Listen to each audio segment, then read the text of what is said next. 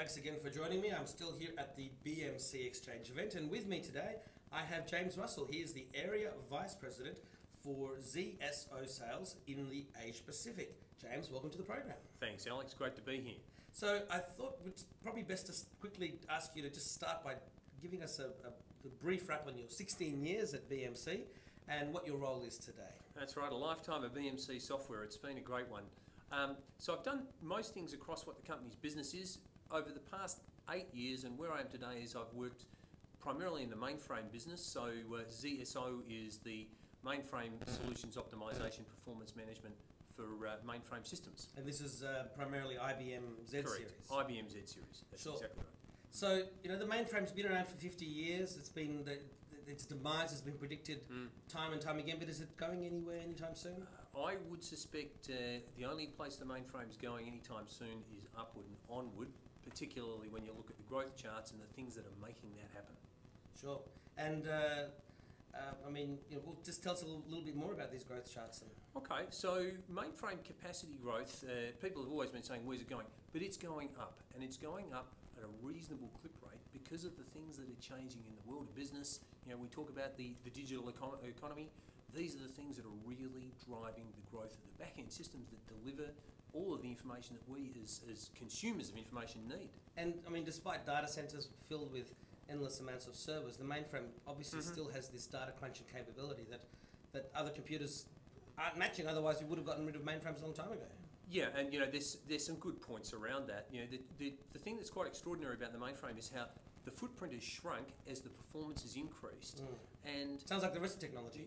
Well, there's a little bit of that, but fortunately we haven't been left behind. Yeah. But what it really means is where the mainframe remains the data processing engine of choice for large-scale industry, it means there's high levels of availability, throughput, security, which are critical things that customers are looking for today. Sure, sure. And so how many Z mainframes are there in Australia and indeed around the world? Okay, so globally there's probably around 3,000 mainframe sites. In Australia, there's about 35, 36 sites, 55 customers given where the outsourcers play their part in delivering those systems. Sure, and I know that, for example, the Bureau of Meteorology is putting in an NEC supercomputer, which is, I guess, similar to a mainframe, and that's mainly so they can do the weather forecasting to have the same level of accuracy as you have in the States, where with the Dark Sky app it says, hey, it's going to rain in 3 minutes, and it rains in 3 minutes, which is very Back to the Futurist, which is which is big this year as well. You know, what's the... Clearly you're working with the IBM Z-Series, but is that the most popular? I mean, what's the big competitor to it? What's the... Or do you work with all mainframe devices? So, no, the IBM Z or Z-Series platform is certainly where we put our time and effort. And the reason for that is when you look at the supercomputers, okay, on the one hand, you've got the big NEC number crunchers, and we think back to the world of Cray and all of that stuff. Yeah, absolutely. Right? They were engines to analytically carve and process. What the mainframes are about today, the IBM Z-Series, if you go to the bank, if you're dealing with social security departments, very large-scale retailers or telcos, every transaction that happens, that's got to be captured in real time. Processed correctly. If not real time, as near to real time as you can imagine. And there are reasons why sometimes it's not done 100% real time, but it looks like it. But you have to capture the transactions, process them accurately, so that the customers can have confidence that what they are doing with you, with your business, provides them with the security of being able to work with you. Sure. And clearly, I mean, you know, it's like with computers. You know, you've got Microsoft offering stuff in Windows, but they don't sell everything. You've got a whole suite of third-party vendors. And BMC is no exception in that regard. Now, this is the 10th year of your Global Mainframe Research Report on these large mainframes. So, you know, you've already mentioned a few things, but what are some of the big headline findings from this year? So the thing that I think's really played out, this is the year where I think the digital enterprise has really played with customers where they're going, you know what, mobile computing, cloud, whatever you want to call it, the fact is 100% availability 100% of the time is the model for business. We've moved away from a world where small outages for planned operations and administration can exist. We've got to take all of that out. That's the number one thing. Always got to be available. Number two, we're also living in that world where now that everything is done on your smartphone, your tablet, where everything's coming through some form of a portal or browser, security is everything. Yeah. Customers are worried about their identity and their data.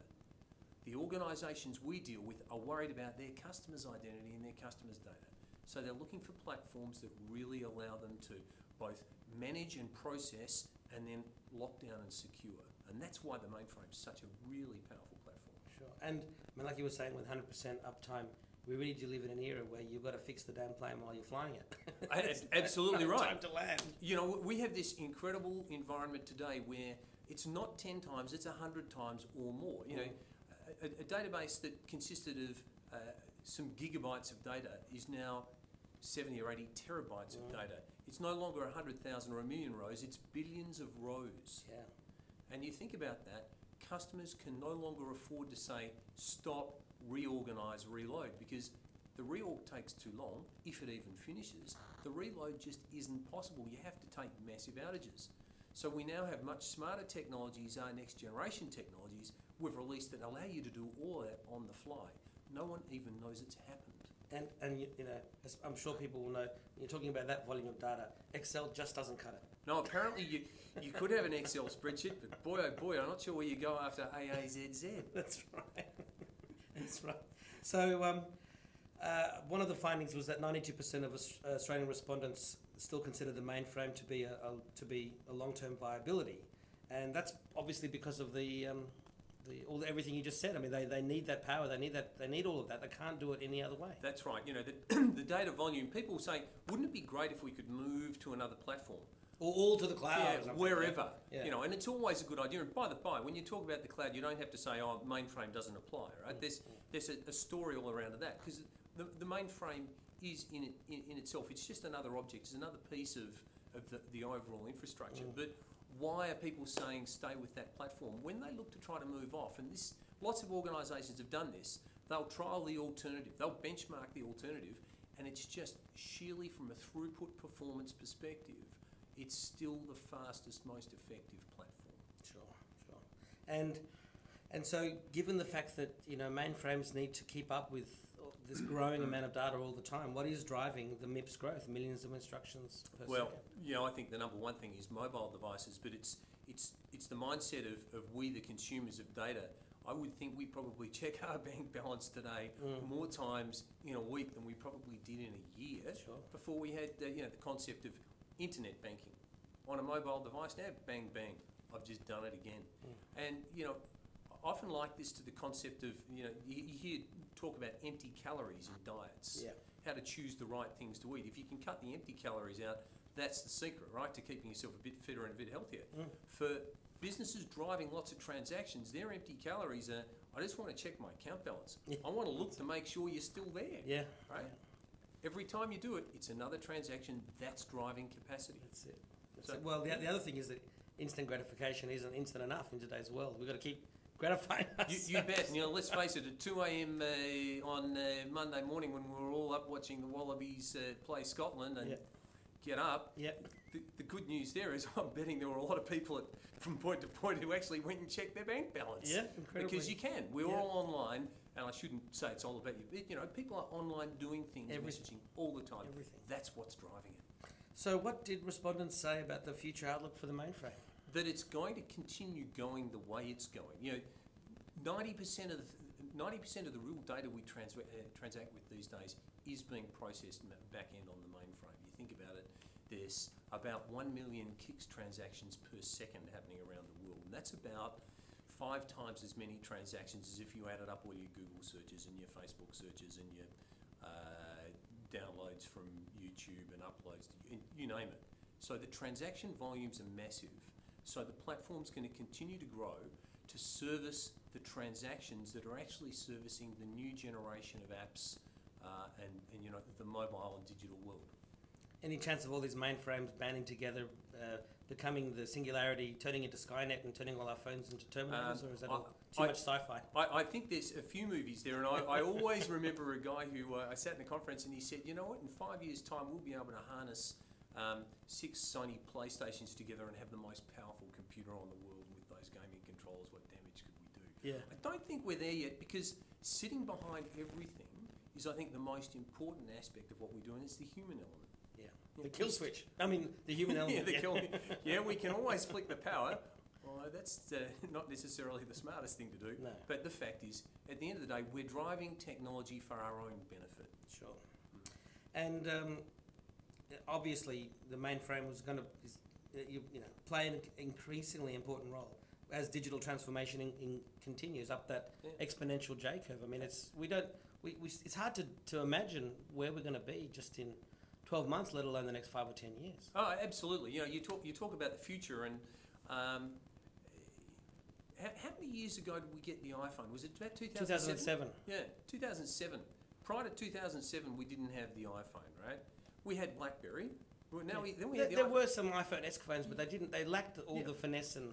That's, I think, from the perspective of where we're looking at technology today, that's changed the world. And I think this intelligent appliance mindset and modelling is what's going to continue to happen.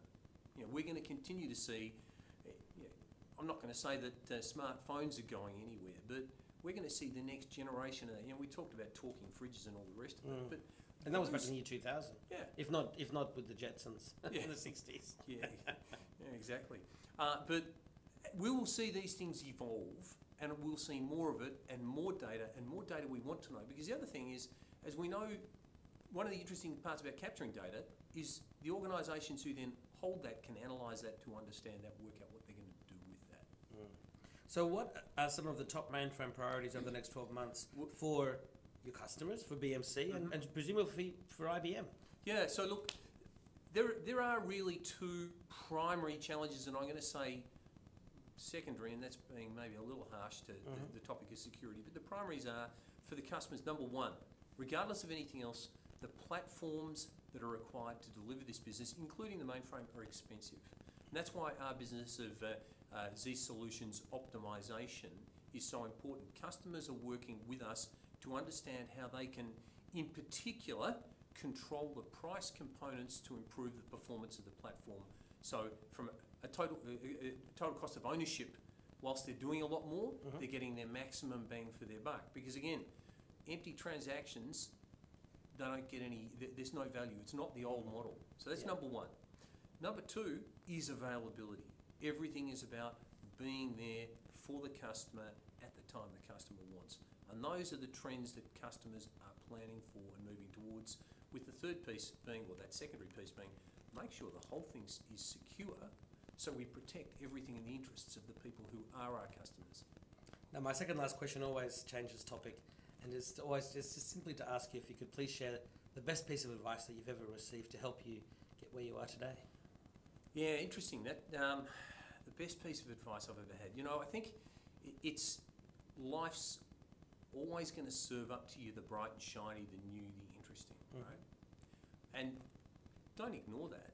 Try to embrace it and understand it, but never lose touch of the things that, at their core levels, at the grassroots, of the fundamentals. You know, because if you can bring those two things together, you can live a pretty happy life, because you'll learn things and you'll have the benefit of experience underpinning it. Sure, that's very good. And so, just finally, do you have any final messages for iTWire viewers and readers, and for your current and future customers? Look, first thing, embrace the changes in technology, embrace the new things that are happening, and bring those things together with the core. But the technology is there for a reason, and it's for us. And so embrace the people you're working with, and the people you live with, and the people you care about, because we live in this world of incredible, we satiate ourselves through information today. Knowledge, we're going through information. Let's not lose sight of the fact that it's for people, and enjoy each other. James, thank you very much. Hope you have a great rest of the conference. Thank you very much, Alex.